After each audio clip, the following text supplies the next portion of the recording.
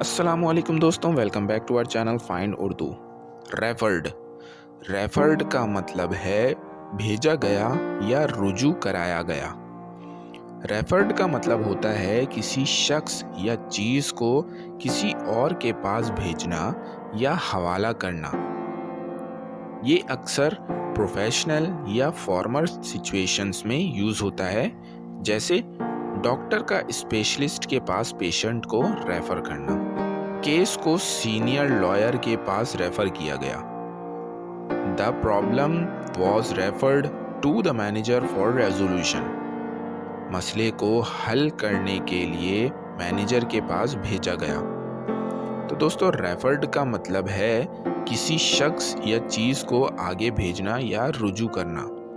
उम्मीद है अब आपको रेफर्ड का मतलब समझ में आ गया होगा। मिलते हैं नेक्स्ट वीडियो में। शुक्रिया।